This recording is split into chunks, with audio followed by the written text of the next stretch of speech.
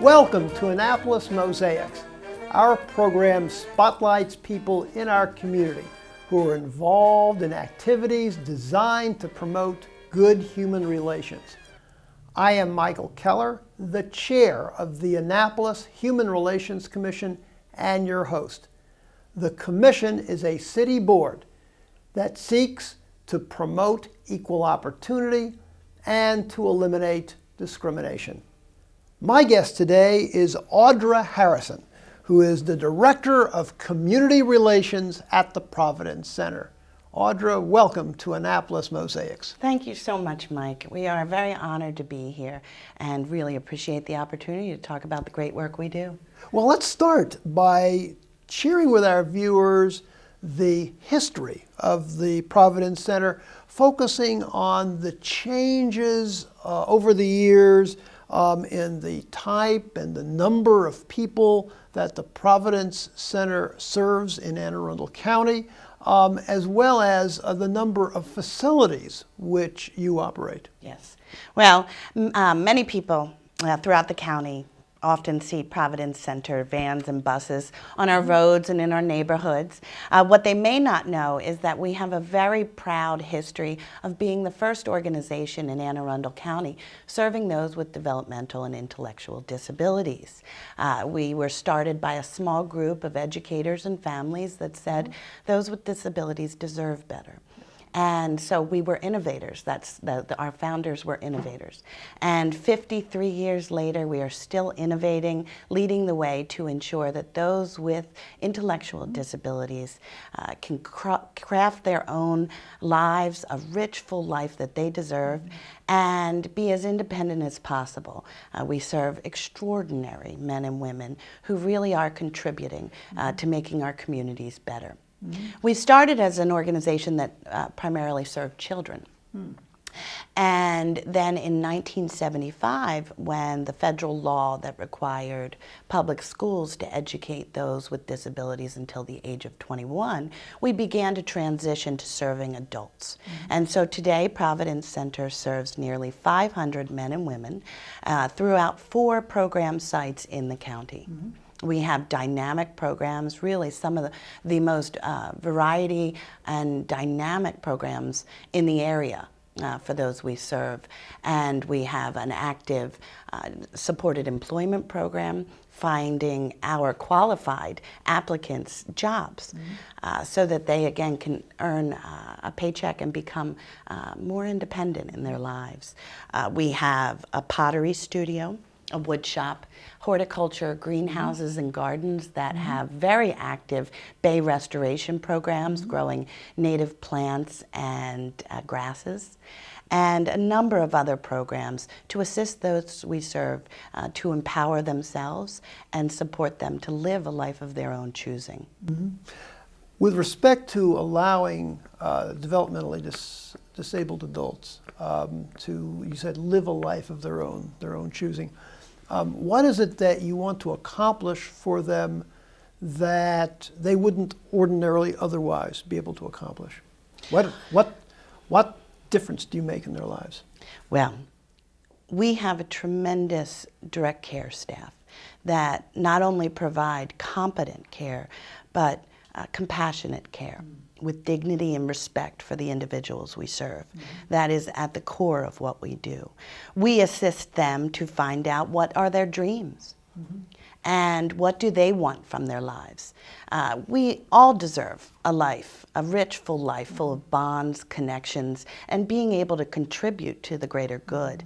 And so do individuals with disabilities as well, absolutely.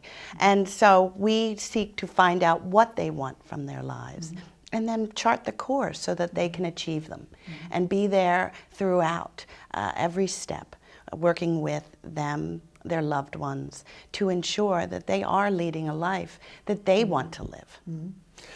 The Providence Center has led an effort to establish something called communities of practice. Could you tell our viewers what that's all about? Yes. We are very proud of the fact that Providence Center is dedicated to ensuring that our individuals have a role in the communities. Regardless of ability, disability, strengths, or weaknesses, we all should have an opportunity to contribute. Our individuals are out in the community working at jobs, volunteering to clean up our parks, serving the shut-ins and elderly with Meals on Wheels, and doing tremendous work. They are contributing. And so Communities of Practice says that you cannot have a rich, full life unless you have those bonds, those connections, those friendships.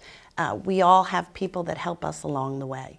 And individuals with disabilities who often have very limited circles, it seeks to expand those circles, expand those bonds, and allow opportunities to present them to them, and helping them find what they want to do and making sure that they can go out and do that and make our world a little bit better. Well, the Providence Center uses what they call a person-centered planning approach. Yes. And how does that work?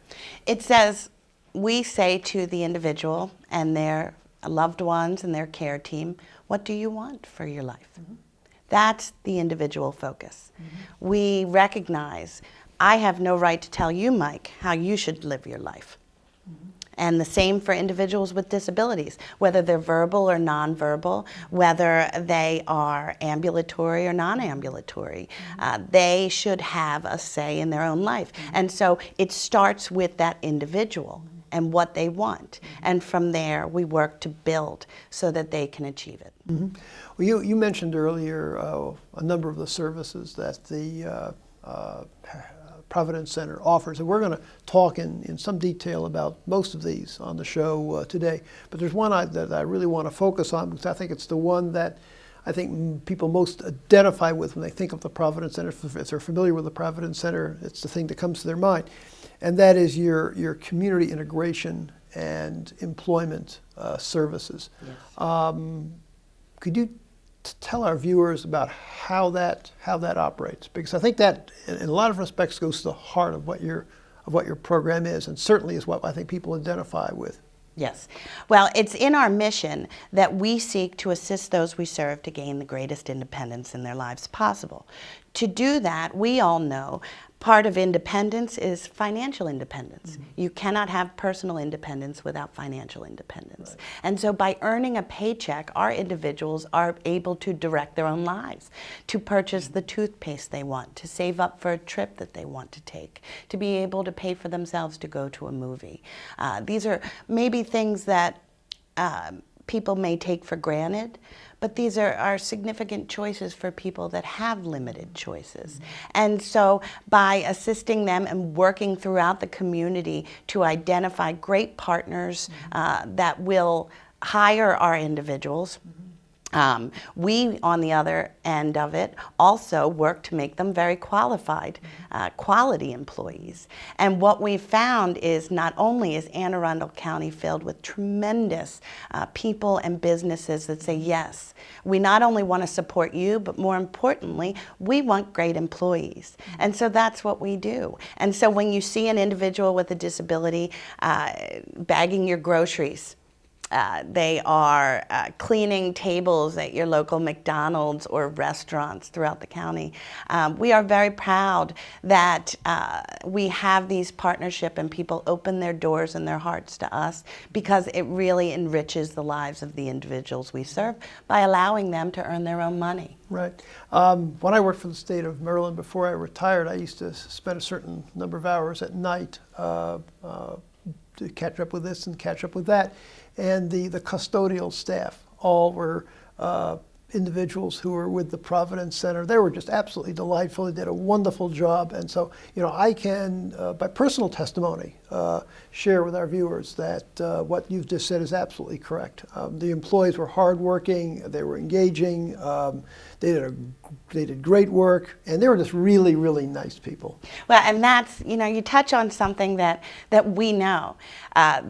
Those we work with, these incredible individuals that we serve, are filled with tremendous joy and zeal for life. And so they take great pride in the work that they do, whether it's bagging your groceries, working on a custodial staff, cleaning up Sandy Point Park, making the pottery or wood items in our programs.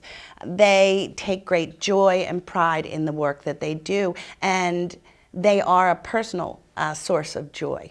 And there is just something wonderful. And so I encourage everyone, get to know, if you don't know someone with a disability, get to know them, because they really bring you something special, which is an unvarnished view of life, of how great things are. Yep. Despite challenges, despite hurdles, they are a wonderful source of humanity. Yeah. Audra, what impact has the Great Recession and the very slow recovery that we've experienced had on finding employment opportunities for developmentally disabled adults? Yes. Well, there was a recent study put out that talked about the lack of individuals with intellectual disabilities in the workforce. That's something we've known in good economies and bad economies. We've found the challenges just like everyone else. Unfortunately, with the recession, when the workforce, many individuals that have been in the workforce for a long time lose their jobs or laid off, there is now a bigger pool of people applying for the jobs that they may not have applied for before. So there's increased competition. There's definitely less opportunities, but that has only made us work harder and build more partnerships to ensure that our folks have a seat at the table and have the opportunity to earn a living and be great employees somewhere. We're going to take a break now, but when I return, I'll be talking with Audra Harrison about many of the other services and programs that are offered by the Providence Center.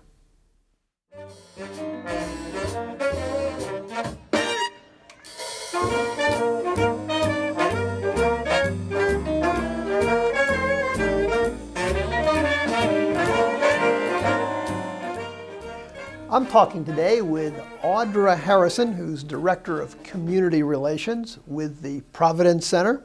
Audra, transportation is one of the challenges that adults with developmental disabilities face.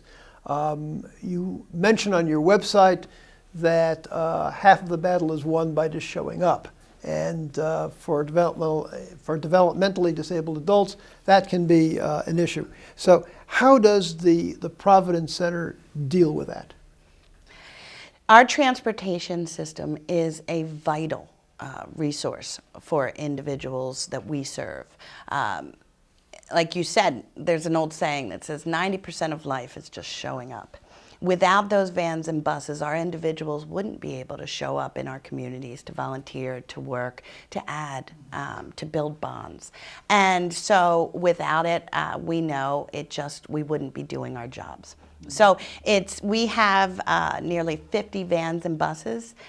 We have a wonderful policy of ensuring that our individuals are always seen as ambassadors in the community. So when they are in the community, our transportation knows that no more than 3 individuals on a van are in the community, because we want positive connotations of those with disabilities.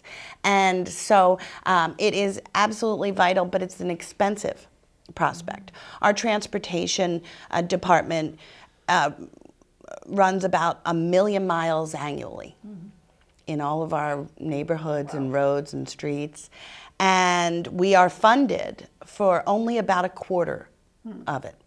So we spend about 300% more than what we're funded for, but it's the right thing to do.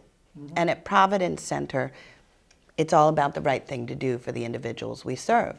And so we work very hard to build our support greater so that we can continue to have our individuals showing up in the community and really lending their voice to how we can be a better, more enriched society. Earlier you had mentioned a number of the different services that the Providence Center offers, and I'd like to give you an opportunity to talk a little bit more in detail about each one of them. One that you mentioned reflected the Art Institute and specifically the pottery and the woodworking studios. Could you give us a little bit more detail about those? Yes. Well, as I had mentioned, we have truly dynamic programs and services, and also a great variety of them for individuals to choose. Again, it's about our person-centered planning to say, what do you like? What do you want to do? And so that's why we have many options. We're proud of that. And we have the supported employment that we've discussed. We also have these wonderful programs where our individuals can express their creativity and learn important skills, get them prepared for the workforce through our art programs, through our pottery studio, our wood shop, and our horticulture greenhouses and gardens. All of the work that our individuals produce and sell, they again earn a paycheck. And so we always love to see when folks call us and say, I want your pottery. I love those children Adirondack chairs. I want them. When they come out to our greenhouses right off of College Parkway in Arnold and purchase their spring plants, their poinsettias and holiday wreaths, because not only are they getting beautiful, one-of-a-kind products, but on the other end of it, they truly are impacting a life through each purchase. And so obviously we want to grow our production and get more pottery, get more wood items, get more of our bay grasses out in the community, because they're doing good things for someone's home as a gift, or helping clean up the bay and protect our environment, and giving someone choices and independence. And so we're very proud of the work that they do. And we build partnerships throughout the community. Our pottery and wood items and plants and flowers are sold with retailers throughout the county. And it helps us reach more people and greater impact the lives we serve. And you also offer adult daycare and senior program. Yes. Tell us about that. Yes. Well, as our baby boomers are aging, we have a very active senior program to ensure that they are still, we want them engaged. We want them active. We want them still being stimulated and receiving good, good care and support. Additionally, we have the dayhabilitation for our individuals that have medical needs, significant medical needs. We have full-time nursing staff that are there to ensure that they are having a life of dignity, that they are being treated with love and compassion and competent care, and that they receive still the opportunity to be in the community. That they're not just in our buildings. And that's another great thing about Providence Center is regardless of one's disability, they still belong in our communities. And so every individual at Providence Center is in our communities every year, every month, every week, every day. And we are proud to do that because they belong there. You also have something that you have, it's called Baldwin Industries. Yes. What's Baldwin all about? Baldwin is a wonderful site, and actually your viewers will see we just got a brand new sign. Okay. Down Ritchie Highway to advertise more about what we do. And Baldwin Industries began as a sheltered workshop, doing a lot of subcontracting work. As the digital age has come, that has become less and less, and so actually within the next 2 years, we will be renovating Baldwin Industries to make it a retail center, also provide community space for the community to come in, learn pottery alongside our individuals, Our individuals will teach pottery classes, to have community groups come in. The more that we break down the barriers between the community and those with disabilities, the more at Providence Center we meet our mission and do what is right for those we serve. If someone who's viewing our show is interested in applying for admission at the Providence Center, or wants to get involved with some of your activities and programs, how would they go about doing that? Thank you. We are always looking to build our support, particularly with the economic recession. We've seen significant cuts in public funding, and so the more we build partnerships, the more people recognize what we do and the dynamic people that we serve, the more we were able to sustain and be here for generations to come. And so I encourage people, your viewers, to please visit providencecenter.com on the web. They can buy our pottery and wood items through our website and our online store. I also encourage everyone to come out to our greenhouses. We have fall sales, holiday sales, spring sales to get your plants, and also our wood and pottery items are there as well. Visit our sites, meet our individuals, meet our growers, our potters, our woodworkers. They are artists. They are tremendous, and the more people get acclimated with those we serve, the more doors open up. So visit www.providencecenter.com. Like us on Facebook at Providence Center Inc. You can follow us on Twitter at ProvidenceCNTR. Hopefully we can have that keyed in. And email info@providencecenter.com if you'd like more information. We always enjoy the opportunity to talk about this great work and the truly extraordinary people we serve. In what ways does the Providence Center use volunteers? We're always looking for volunteers. Our individuals are growing in our greenhouses, and there's always work to be done. Our wood shop always needs help, and even in our programs to assist the individuals that we serve to have great days, meet new people. We have a wonderful partnership with Best Buddies and a chapter of Best Buddies of Midshipmen. And what's really great about this partnership is they're doing social things with our individuals, and they're forming bonds of friendship. And so anyone that wants to come and learn more about us and assist the lives we serve, well, email us at info.com, providencecenter.com to read all about us. And we really welcome the opportunity to talk about our work. So thank you. Yeah. Looking ahead 5 years, what would you say are the plans of the Providence Center, and what do you see as your greatest challenges? Well, our greatest challenges are the ongoing cuts to public funding. Our individuals are largely funded through Medicaid, and it creates a challenge. These are what we do are core safety net programs that really need the support of our elected officials. We're grateful for the support we have with our elected officials here in Anne Arundel County, but that truly remains one of our greatest challenges. But at Providence Center, as innovators, we are looking to recreate and change the paradigm for nonprofits. And so by growing our production programs so we can sell more pottery, more wood shop, that helps not only the individuals we serve be more independent, but also helps the organization to be financially stable and healthy. So we're always looking for greater support. We have a number of annual events where people can support us, and we're grateful for those that have been with us, our new supporters. We pick up new support every day because this community recognizes how important it is to have those we serve standing alongside them. So we're grateful. Yep. Thank you for viewing our program today, and please join us again on Annapolis Mosaics.